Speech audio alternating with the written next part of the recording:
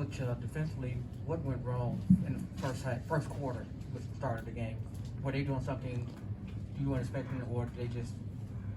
No, I mean, I give them a lot of credit. They played great tonight, 31 assists. Edwards had a phenomenal game. They just played too comfortable in the first quarter. I mean, I can't imagine how many times on one hand we gave up 40 points in a quarter all season. So very disappointing there. Second chance points really hurt us throughout the game. We knew that was a big emphasis. So it's going to be good to go back and see the good moments of the game and the bad moments. And obviously in the first quarter, it's going to reveal a lot. But, you know, that set a tone for them. Obviously we played catch up. You know, we kept it close in single digits, and we just gave them too much momentum early in the game. What do you do? It just seemed like you guys didn't play like yourselves for a lot of the game. How do you handle that as a coach when you don't want to make too much of one game, but clearly something wasn't quite right there during that game? That's good to get back on the floor and compete, and as our team's all done all season long, you know, when we have a game like this, we respond. So we just got to play better. It's as simple as that. We'll go watch the film. We'll understand where we made our mistakes, where we played great, how we got to, you know, continue to, you know, find more of the good and replicate that more. That's the biggest thing we've done the whole season long. So it's a marathon, not a sprint. You know, they got the better of us in game one. We got to play better in game two.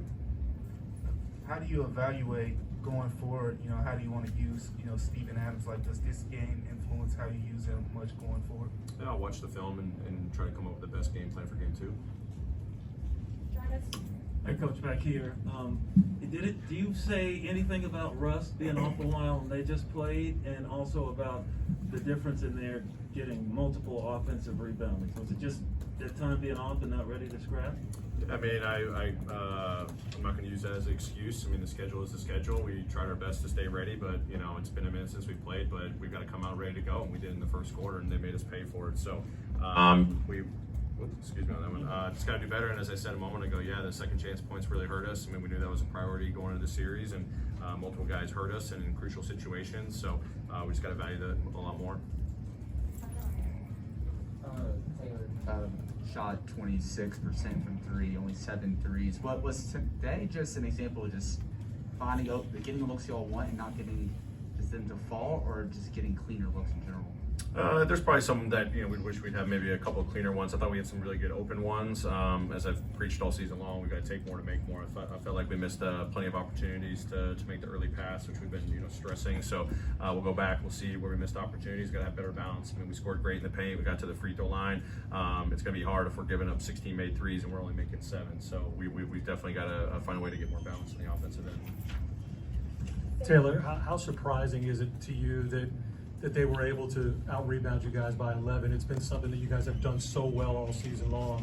And as you mentioned, those offensive rebounds were killer throughout the game. But that's one of those things that I thought you could circle in the series that you guys would kind of own, and it didn't happen today. Yeah, I thought they did a really good job prioritizing Steven. I saw 3 guys pretty much every possession get hits on him, so him out. I mean, we still ended up getting, you know, 14 second chance points. You know, we got to do a better job, you know, defensively. Honestly, it's multiple guys. It's not just one player when we're in our rotations.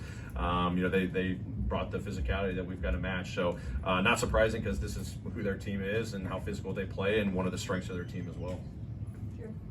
How did the fouls on Jaren and Steven, I guess, impact the game? And when you have a game that has 56 fouls or so, how does that impact sort of the flow of your offense? Yeah, I mean, the flow definitely gets impacted for sure. You know, I didn't feel like we were getting many of our cycles, stops and runs as much as we needed to. We could probably even get more. So definitely the fouls to JJ and Steven impacted, you know, their rhythm, I thought.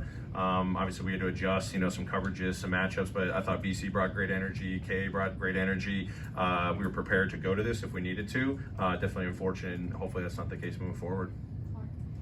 It seemed like you changed how you defended Karl-Anthony Towns partway through the game. Same with Anthony Edwards in the second half. How do you know those two? How do you manage those two? Is it simply like you're just going to have to give up some stuff, obviously, but how do you contain those two? Yeah, I mean, we don't want to give them free looks. I thought Edwards got free looks early in the game. There was a big 3 late in the game where we had addressed how we wanted to guard them, and, you know, I felt like you know, our guys did a pretty solid job, but he made some really tough shots too. I mean, I got to give him credit. You know, get in the middle of the floor, you know, the mid range or step back threes. You know, we'll watch the film and see if we got to do anything differently there. And you know, against Towns, post ups, pick and rolls, throughout a lot of different things. But, you know, credit them. They started reading what our coverages were. We had to then adjust when they adjusted. it. Trying to keep them off balance as much as possible. But they're load when they can beat you inside, they can beat you outside. Luckily there's a lot of good things we can take away to learn from moving forward to game 2. Coach, we heard you say on the sideline communicate more on defense, and defensively you guys were able to get 14 turnovers in that first half. In the third quarter, Minnesota only gave up 1. Is there anything that you saw adjustment-wise offensively that allowed you guys not to kind of get those stops in the second half? Yeah, I mean, I think they just made better sound decisions when they were in drive and kick game. I think their spacing was really good, so they were finding their outlets a lot better in the second half. Communication for us, we had a couple of breakdowns that led to a drive or a 3, on various occasions throughout the game that we've got to clean up for sure. So level of physicality, communication's definitely got to improve. And then, we just got to find our ways no matter what they do offensively to find, whether it's on ball, off ball, to create those opportunities, steals, deflections, blocks, to get us going on offense. You talked about being a resilient team. You played with a lot of stars out all season long and played well, but now that you're down a game in a playoff series to a team like Minnesota, is this the biggest test of resiliency you think you guys have faced so far? Yeah, this will be a great test. I mean, there's no better test than in the playoffs compared to the regular season. So, especially down, 0-1 right now. We know there's many games ahead. Hopefully, it's the first of 4. But we've got to take care of our business over the next 2 days in preparation for Tuesday's game. So, I've got the faith in the group that they're resilient, they're positive. They all understood we did not play well today. We got a lot better in store for us. We just got to put the work in and just rebound and move forward. Hey Taylor, only 3 players played over 30 minutes, only 2 guys, Dylan and Ja at 35 minutes. Is that a part of the game plan to keep the team in rotation, spread the minutes out? Is it keeping the guys fresh? Just what's the plan as far as maybe not matching the minutes like where Karl-Anthony Towns and Anthony Edwards are playing over 40? Yeah, I mean, we've always played, 10 guys all season long. We've adjusted a 9-man rotation, in the meat of the game. It's early in the series. Obviously wanted to give confidence to our entire roster, see what we're capable of doing. Obviously foul trouble impacted, some of our starters' minutes for sure. So, the plan can always change, but I've always had faith in the depth and, being smart with our minutes because we've got a lot of guys that can contribute. And when our bench is rolling, that's a huge spark for us too. So we'll just take it one game at a time and see what adjustments need to be made. Great. Thanks, everybody.